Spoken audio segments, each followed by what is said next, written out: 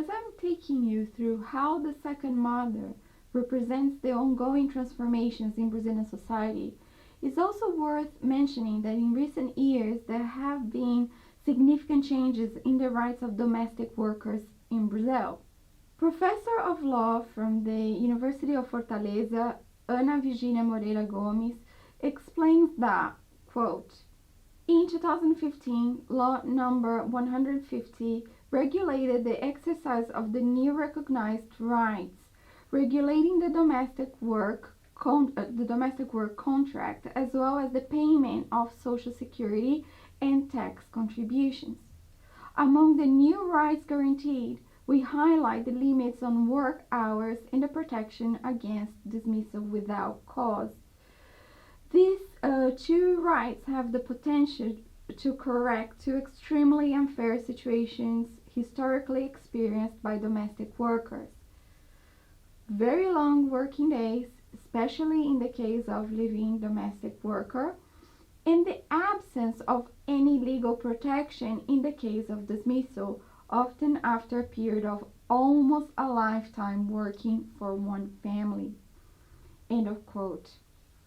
This is highly relevant to understand Val's situation in the film because she was a living domestic worker who had worked for the family since the boy was very young, to the extent that she is deemed the second mother. So workers like Val acquired rights that they did not have before. And the year the law was passed, 2015, was the year the film was made, which shows how the second mother, the film, testifies to changes in domestic workers' employment arrangements. In light of these ongoing changes in Brazilian society, the second mother captures the tension between the elite and their pre-existing habits, such as treating servants in a certain way or going to places like airports and shopping malls, to then having to suddenly share those spaces with poorer people who could now afford to do a lot of things for the first time, for instance, traveling on an airplane. In fact, the film, The Second Mother, consciously puts an emphasis on characters traveling on a plane. So here you can see screenshots of Val waiting for Jessica at the airport. Val also says that she will book plane ticket for her grandson, and there is an emphasis on the word plane. Avião is the word in Portuguese. The second mother portrays how this Brazil's C class became the driver of consumption at that time.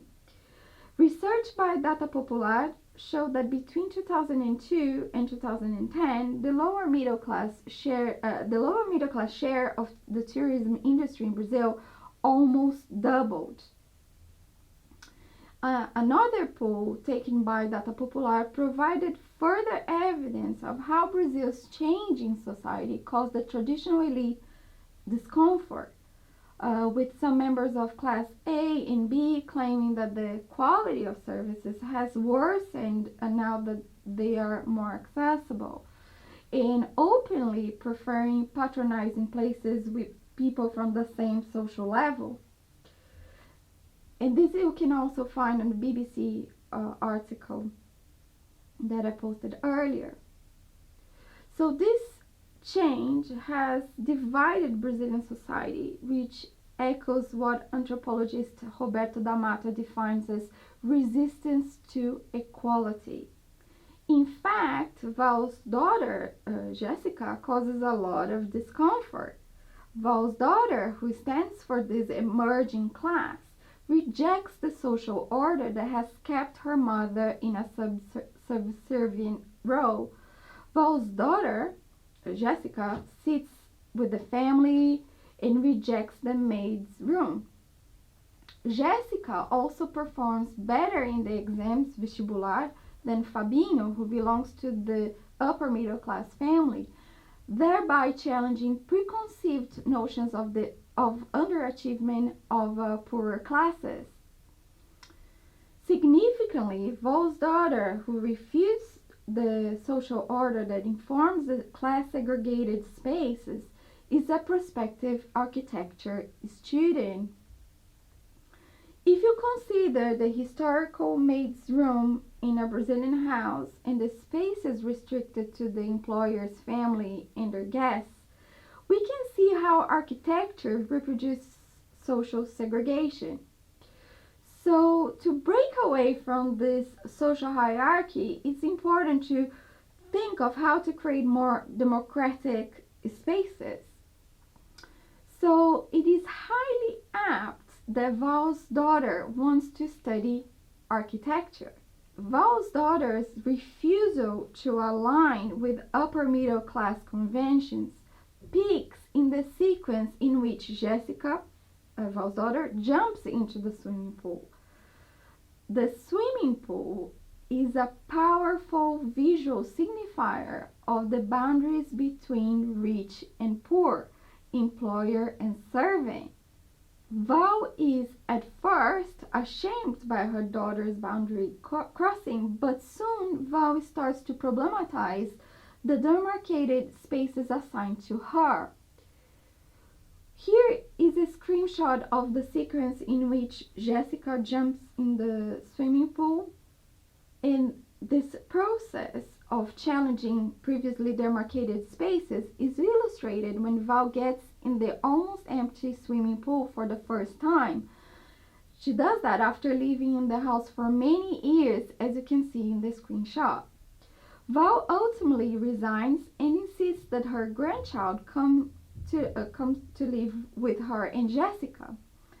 The film then represents a break with a historical cycle characterized by housekeepers who become second mothers to upper middle class kids but cannot raise their own. Unlike Val, Jessica, her daughter, will be given the chance to be with her son in São Paulo. In his analysis of the second mother, Brazilianist Jack A. Draper III draws comparisons with other Latin American films, such as Argentine films La Ciénaga y La Mujer Sin Cabeza, directed by Lucrecia Martel. Jack Draper relates the swimming pool with the disruption of the norms of everyday bourgeois life. So, according to Draper, the swimming pool has become something like a metonym of bourgeois respectability and conspicuous consumption in 21st century Brazilian and Argentine cinema. So, considering this context, the swimming pool is a hierarchically coded place. And by showing the maid or her daughter getting into the pool, the film is evoking this social invasion of the new middle class.